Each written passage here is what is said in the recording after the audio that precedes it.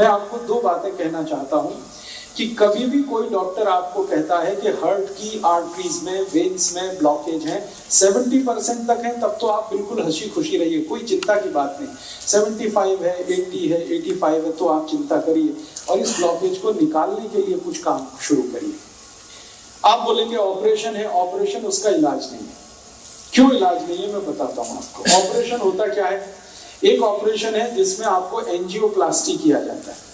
Angioplasty में क्या होता है कि मैंने बताया ये जो एक तरह की आर्टरी है, मान लीजिए इसमें से ब्लड जाना है और ये रुक गई है, तो डॉक्टर एक छोटी सी स्प्रिंग है वो आपके आर्टरी में डालेगा, कट करेगा, यहाँ से आर्टरी को उठाएगा और स्प्रिंग उसमें इंसर्ट कर देगा। वो स्प्रिंग इतनी बड़ी होती है, वो जो बॉल पेन में आपने देखा है कि स्प्रिंग होती है, एग्जैक्टली वही स्प्रिंग, एग्जैक्टली वही स्प्रिंग, बस उसमें मेडिकेशन किया हुआ होता है, दवा उसमें लपेटी हुई होती है। वो स्प्रिंग 10 रुपए की बनती है, लेकिन आपके हार्ट में डलने के बाद उसकी कीमत 2 लाख रुपए हो जाए, सिर्फ 10 रुपए की बनती है। आपको हैरानी होगी ये जानकर कि इतनी लूट मची है। हाँ, इतनी ही लूट मची है इस देश में। 10 रुपए की चीज को आपके हार्ट में डाल के वो कहेगा कि अब तो 2 लाख का बिल हो गया, 2.5 लाख का बिल हो गया, 3 लाख का बिल हो गया। आपको पता नहीं है, आप क्रॉस चेक नहीं करते और हम ये मान के बैठे हैं कि ये तो भगवान है जो डॉक्टर है। लेकिन आपको मालूम नहीं है कि भगवान जब होता था डॉक्टर तब होता था, अब नहीं। अब तो वो शैतान से भी ज्यादा खतरनाक है। भगवान फिर भी आपकी जान ही लेगा, ये तो इतना शैतान है कि जान भी लेगा, पैसे भी निकाल लेगा आपके घर से। हाँ, ये तो शैतान से भी ज्यादा खतरनाक। इसलिए मैं आपको थोड़ा अवेयर करना चाहता हूं कि हार्ट की प्रॉब्लम लेके कभी भी किसी डॉक्टर के पास आप जाएं और कोई डॉक्टर आपको ये कह दे कि आपका कोलेस्ट्रॉल बढ़ गया, इसके कारण ब्लॉकेज आ गया है, या ट्राइग्लिसराइड बढ़ गया, इसके कारण ब्लॉकेज आ गया है, तो आप बिल्कुल मत घबराइए जब तक आप अपनी रिपोर्ट नहीं देख लेते कि इसमें कितना % है। अगर 70 या 70 से नीचे है तब तो चिंता करने की बात ही नहीं। घर आइए, आराम से सोइए, खाइए पीजिए। 70+ है तो जरूर थोड़ी चिंता की बात है, लेकिन उस चिंता को दूर करने के लिए कुछ उपाय हैं जो मैं आपको बताना चाहता हूँ। ऑपरेशन उसका उपाय नहीं है। क्यों? मान लीजिए उसने एक आर्टरी को कट किया और एक स्प्रिंग डाल दिया। स्प्रिंग मैंने कहा इतनी सी है, इतनी सी स्प्रिंग यहां आ गई, ठीक है। अब ये स्प्रिंग डाल दी तो इसमें होगा क्या कि आर्टरी का थोड़ा एक्सपेंशन हो गया, तो खून ज्यादा जाने लगेगा। 1-2 दिन आपको बहुत रिलीफ लगेगा, लेकिन आगे और पीछे जहां स्प्रिंग है ना, उसके आगे और उसके पीछे वहां फिर जमा हो जाएगा क्या? कचरा, कीचड़, कोलेस्ट्रॉल फिर जमा हो गया, तो फिर तकलीफ आएगी आपको। फिर दोबारा आप डॉक्टर के पास जाएंगे, फिर कहेगा आपको एक और एंजियोप्लास्टी कराना पड़ेगा। तो जहां पे उसने स्प्रिंग डाला था उसके आगे पीछे और एक डाल देगा, फिर आपका 2-2.5 लाख का खर्चा। फिर उसमें क्या होगा, जहां स्प्रिंग पड़ गई वहां से तो ब्लड निकल गया, फिर उसके आगे और पीछे फिर वही समस्या। मतलब सीधा सा ये है कि ब्लॉकेज होने की टेंडेंसी जब तक आपके ब्लड में रहेगी तब तक ये होता ही रहेगा, आप चाहे कितनी एंजियोप्लास्टी करा लीजिए। और एक आर्टरी में 2 या 3 से ज्यादा एंजियोप्लास्टी हो नहीं पाती क्योंकि वो बहुत वीक हो जाती है। तब डॉक्टर आखिर में कहता आप बाईपास सर्जरी करा लो। बाईपास सर्जरी में क्या होगा, जो आर्टरी है उसके पैरेलल एक दूसरी आर्टरी लगाए और इसको बंद कर देगा। लेकिन अगर ब्लॉकेज की टेंडेंसी उसमें भी बनी हुई है तो थोड़े दिन में उसमें भी ब्लॉकेज आ जाएगा। कीचड़ भरने की अगर नाली में टेंडेंसी है तो नाली कितनी भी नहीं बनाते रहो, कीचड़ भरने ही वाला है। आप कुछ ऐसी व्यवस्था करो कि पानी के साथ नाली में कीचड़ ही ना जाए, ब्लड में कोलेस्ट्रॉल बढ़े ही नहीं, ट्राइग्लिसराइड बढ़े ही नहीं। और कोलेस्ट्रॉल बढ़े तो वो बढ़े जो अच्छा वाला है, जिसको हम HDL कहते हैं। खराब वाला क्यों बढ़े, LDL और VLDL। तो मूल बात जो हमें समझने की है वो ये कि हार्ट की प्रॉब्लम में कभी भी आपको डायग्नोसिस कर दिया किसी डॉक्टर ने कि आपको हार्ट अटैक आने वाला है, हार्ट फेल होने वाला है, कार्डियक अरेस्ट होने वाला है क्योंकि आपकी आर्टरीज में यहाँ ब्लॉकेज है, यहाँ ब्लॉकेज है, तो इसमें चिंता नहीं करना है, चिंतन करना है। चिंता करेंगे आप, घबराएंगे, घबराहट में वो सारे पैसे आपके निकाल लेगा क्योंकि यही आपका वीक पॉइंट है। आप चिंतन ये करिए कि मेरे ब्लड में जो खराब कोलेस्ट्रॉल है वो बढ़ क्यों रहा है, ये कम हो जाना चाहिए। अब ब्लड में खराब कोलेस्ट्रॉल बढ़ने से ही ब्लॉकेज है, तो खराब कोलेस्ट्रॉल बढ़ने के कारण जान लीजिए किन कारणों से खराब कोलेस्ट्रॉल बढ़ता है और किन कारणों से अच्छा कोलेस्ट्रॉल बढ़ता है। जिंदगी में जितने भी लोग डालडा खाते हैं, डालडा आप समझते हैं, वेजिटेबल ऑयल, ये डालडा सबसे खराब वस्तु है जो खराब कोलेस्ट्रॉल को बढ़ाती है। खराब कोलेस्ट्रॉल मैंने फिर बोला एलडीएल और वीएलडीएल। एलडीएल और वीएलडीएल आपके खून में सबसे ज्यादा तब बढ़ता है जब आप डालडा खाते हैं और रिफाइंड ऑयल खाते हैं और डबल रिफाइंड ऑयल खाते हैं, ट्रिपल रिफाइंड ऑयल खाते हैं। तो refined oil, double refined oil, triple refined oil, Dalda, ये 4 नाम हमेशा याद रखिए जो सबसे खतरनाक है आपकी जिंदगी के लिए।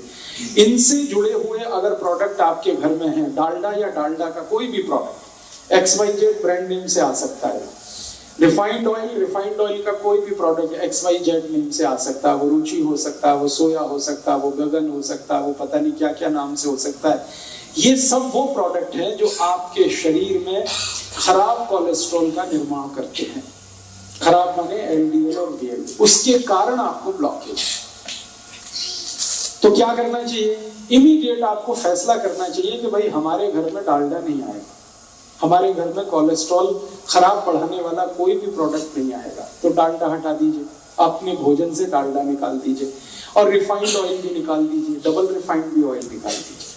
तो रिफाइंड और डबल रिफाइंड और डालडा निकालते ही आपका कोलेस्ट्रॉल घटना शुरू हो जाए इमीडिएट। और अगर आप चाहें तो 3 महीने ऐसा खाना खा के देख लीजिए जिसमें डालडा की एक बूंद भी ना डाली गई हो और रिफाइंड और डबल रिफाइंड ऑयल ना इस्तेमाल किया गया हो। 3 महीने में वो डॉक्टर ही कह देगा अरे आपका तो बहुत कम हो गया एलडीएल और वीएलडीएल। तो कारण आपको पता होना चाहिए। कारण सबसे बड़ा जो है बैड कोलेस्ट्रॉल, खराब कोलेस्ट्रॉल जो हार्ट अटैक लाता है, कार्डियक अरेस्ट लाता है, उसको लाने वाला जो प्रोडक्ट है, जो वस्तु है आपके रसोई में, वो डालडा है, रिफाइंड ऑयल है, डबल रिफाइंड ऑयल है। अब आप उल्टा कहेंगे कि डॉक्टर तो सब बोलते हैं रिफाइंड ऑयल खाओ, हार्ट की प्रॉब्लम से बचना है तो डबल रिफाइंड खाओ और अच्छा है।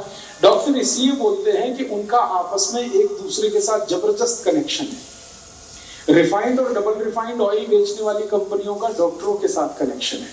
डॉक्टर उनका जितना भी प्रिस्क्रिप्शन करेंगे कंपनियों का धंधा चलेगा, कंपनियों का धंधा चलेगा तो डॉक्टरों का भी धंधा चलेगा। लोग जितना ज्यादा रिफाइंड और डबल रिफाइंड खाएंगे उतना हार्ट अटैक आएगा, उतना हार्ट अटैक आएगा तो डॉक्टरों की भी चांदी है, कंपनियों की भी चांदी। इसलिए आप विज्ञापन देखकर टेलीविजन पर कभी भी जिंदगी के बारे में फैसला मत करें। टीवी पर ऐसे ऐसे विज्ञापन आते हैं, कोई पत्नी अपने पति के बारे में बात करती हुई कहती है कि इनको तो ये तकलीफ है तो मैं उसी दिन से सोया वनस्पति ऑयल ले आई, तो ये ऑयल ले आई, तो वो ऑयल ले आई। बस यही खतरनाक, क्योंकि एक भी विज्ञापन सच नहीं होता और सच विज्ञापन करने की उनकी कोई जवाबदारी नहीं है, क्योंकि सरकार ने उनको झूठ बोलने का लाइसेंस दिया है। एक भी विज्ञापन सच नहीं होता और सच बात विज्ञापन में बताई नहीं जाती। तो आप टीवी विज्ञापन देखकर कभी भी ये डिसाइड मत करिए कि हमारे घर में क्या लाना है क्या नहीं लाना। वो ऑयल के बारे में है तब तो बहुत कॉशियस है। तो आप जैसे ही डालडा हटाएंगे, जैसे ही ये रिफाइंड और डबल रिफाइंड ऑयल हटाएंगे, 3 महीने आप देशी घी में खाना बना के खा लीजिए, देशी घी, आप देखेंगे आपका कोलेस्ट्रॉल कम होना शुरू हो जाएगा, ट्राइग्लिसराइड कम होना शुरू हो जाएगा। अब ये महत्व की बात है जो आपने कहा वो भी नकली है, तो असली बना लीजिए घर में। दूध आपके पास आता है, दही बना लीजिए, उसमें से मक्खन निकाल लीजिए, मक्खन को गर्म करके घी बना लीजिए, वो आपके घर में ही है। मेरा कहने का मतलब ये है कि आप घी के लिए देशी घी जितना ज्यादा खाएंगे बैड कोलेस्ट्रॉल उतना कम बनेगा, डालडा जितना खाएंगे बैड कोलेस्ट्रॉल उतना ज्यादा बनेगा, रिफाइंड और डबल रिफाइंड खाएंगे और ज्यादा। तो पहली बात अपने जीवन में याद रखिए कि हार्ट से जुड़ी हुई किसी भी प्रॉब्लम में तेल तुरंत बदल दीजिए। फिर आप बोलेंगे अच्छा डालडा छोड़ दिया, तो डालडा छोड़ के घी पे आ जाइए। और घी में मैं आपसे कह चुका हूं कि गाय का हो तो बहुत अच्छा है। गाय का घी जिस पर 12 साल मैंने रिसर्च किया है, 1 ग्राम भी कोलेस्ट्रॉल नहीं बढ़ने देता। गाय के घी में ऐसी तासीर है। हाँ मैं बताता हूँ, एक मिनट। गाय का घी 12 साल तो मैं रिसर्च कर लिया, हजारों साल हमारे ऋषि मुनियों ने रिसर्च कर लिया। गाय का घी 1 ग्राम भी कोलेस्ट्रॉल किसी का बढ़ने नहीं देता, कितना भी खा ले आप, 1 ग्राम भी नहीं बढ़ने देता। बढ़ने देता है जो घी वो भैंस का है। तो जिनको हार्ट की प्रॉब्लम है उनको भैंस का घी तो छोड़ ही देना अच्छा है, गाय का घी कहीं से अरेंज करना। अब आप बोलेंगे गाय नहीं है तो गाय लाइए,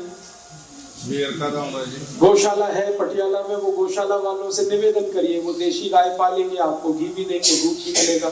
ये सारी समस्याओं का समाधान हम कर सकते हैं। बात जो मोटी समझने की है वो गाय के घी की है।